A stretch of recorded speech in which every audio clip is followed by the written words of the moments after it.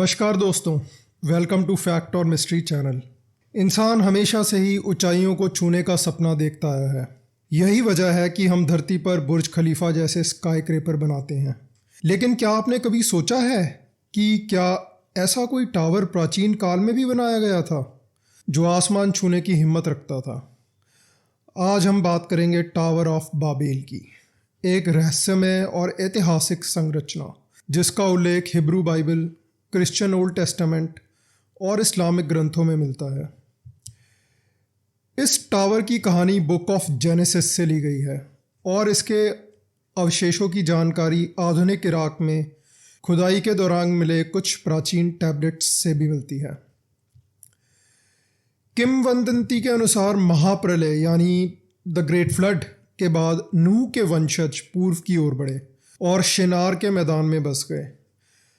Mesopotamia क्षेत्र यानी आज के इराक में स्थित था। कहा जाता है कि ईश्वर ने नूह और उसके बेटों को साफ साफ निर्देश दिया था कि खुश रहो और पृथ्वी पर फैल जाओ। शिनार हिब्रू में दो नदियों की भूमि है, टिग्रिस और यूफ्रेट्स, जो टर्की, सीरिया और इराक से होकर बहती हैं और अल्टीमेटली पर्शियन गल्फ में गिरती हैं। उस समय सभी लोग एक ही भाषा बोलते थे।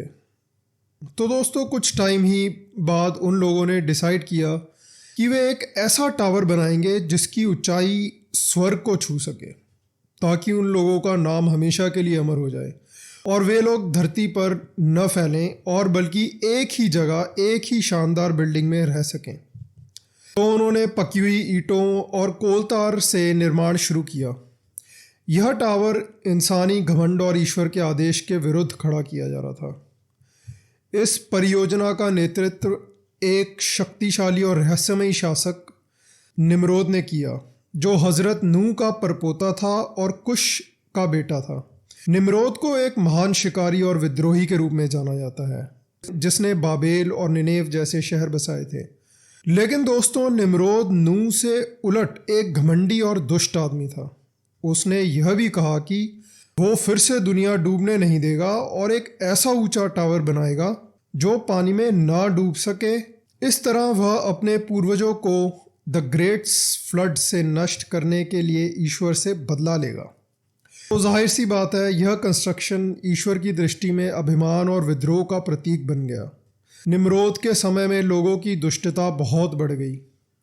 ये सब देखकर ईश्वर ने कहा, आओ हम नीचे चलें और उनकी भाषा में कन्फ्यूजन क्रिएट करते हैं ताकि वे एक दूसरे को न समझ सके।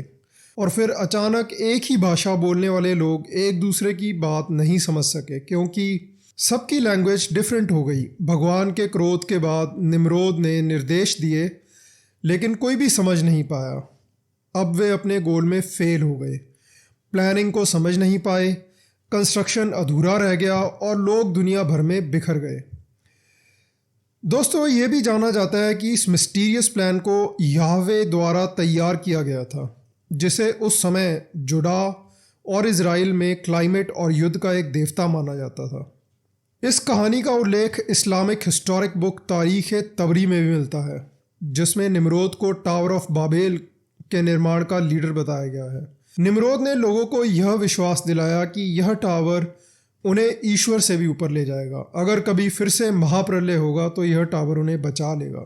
हिस्ट्री की कुछ कथाओं में यह भी कहा गया है कि फिरौन यानी निम्रोद ने टावर पर चढ़कर आकाश की दिशा में तीर चलवाया और ये तीर कुछ टाइम में खून से लथपथ वापस लौटे, तो उसने घमंड से कहा, मैंने मूसा के ईश्वर को मार डाला।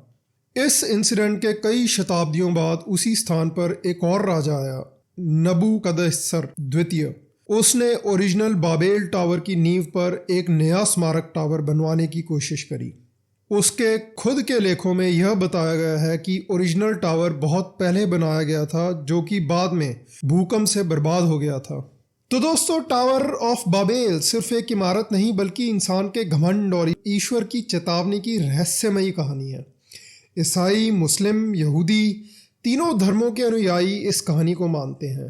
अब बताओ, आप लोगों को क्या लगता है? क्या यह सिर्फ एक मिथ है या एक खोया हुआ इतिहास? अपने विचार नीचे कमेंट में ज़रूर बताएं। अगर वीडियो पसंद आया हो तो लाइक करें, शेयर करें और हमारे चैनल फैक्ट और मिस्ट्री को सब्सक्राइब करना न भूलें।